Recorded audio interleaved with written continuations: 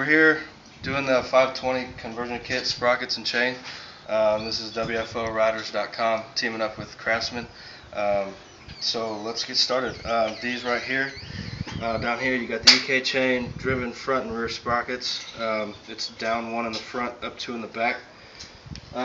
Basically what we're going to start doing, we've got to take off the lower fairing and the coolant reservoir to get to the front sprocket. So that's what I'm going to do now. Oh, and this is Craftsman T-handle Allen wrench, 4mm.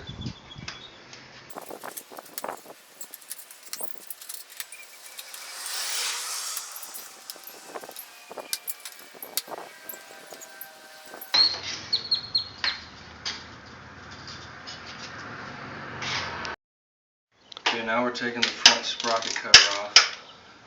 Craftsman ratchets with Craftsman Allen bits.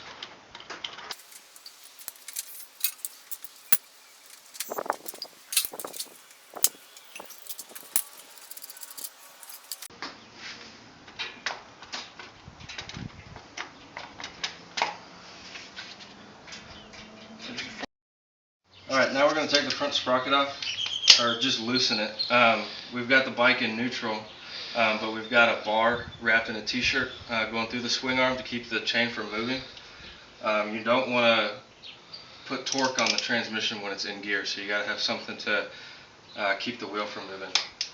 So this is just a Craftsman 1/2-inch drive torque wrench with a 32mm socket. We're just going to loosen this. Now that it's loose, we'll leave that till after we get the whole chain off, or the back wheel off.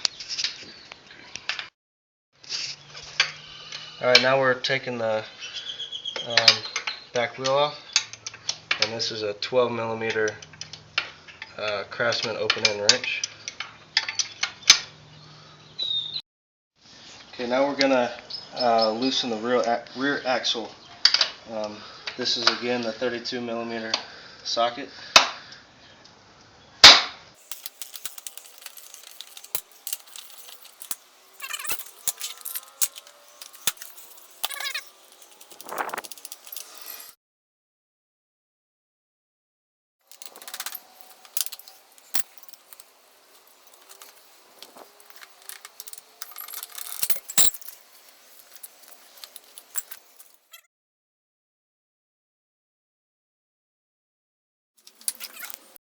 Now we're going to cut the chain off with a Dremel. Just two of the rivet links on one of the links.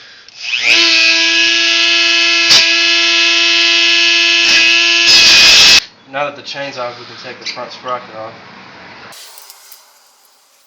There you go. And remember, the writing on the sprockets faces out. So on the new sprocket, you want to make sure that the writing faces out.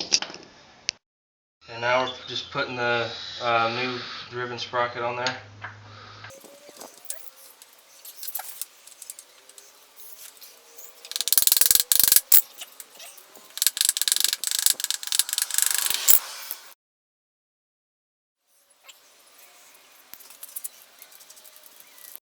Now we're taking the back sprocket off, just 17mm.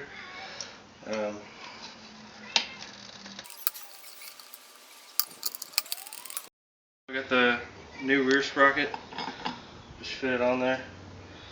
And when you're doing these, you want to set the torque wrench to about 35.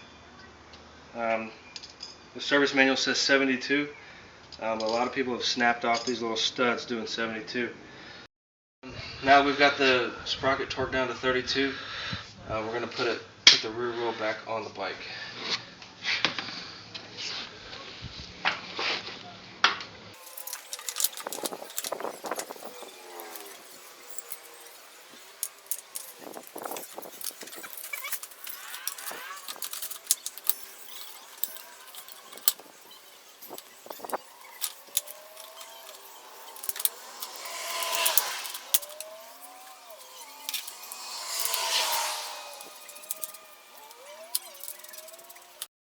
Okay, what we're going to do now is we're just going to measure how long the chain needs to be, because we'll have to cut off some of the links.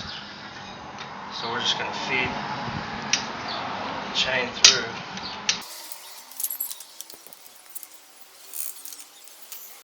So we're just going to cut these off right here, which is one full master link.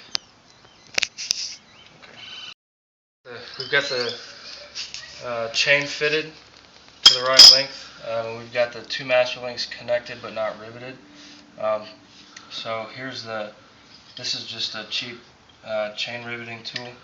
And just follow the instructions on the tool to get how to do it. Okay, we got the chain riveted. We adjusted the slack to the manual specs, and it's basically just the reverse process of what we did earlier. Right now I'm going to tighten the rear axle. Manual calls for about 70 foot-pounds. So that's what I'm going to do with my Craftsman torque wrench.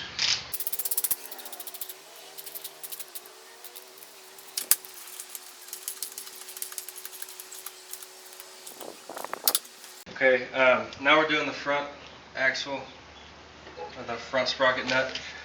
We've got our bar in place, so the sprocket won't turn when we tighten it. And setting for that is 65 foot-pounds. And then make sure to bend the edges back on the lock washer after you're done tightening it down. And then from there, just reinstall the sprocket cover and the coolant and your fairing, and then you're done. So that's it. That was the Craftsman / WFOriders.com how to do your 520 chain and sprocket kit conversion.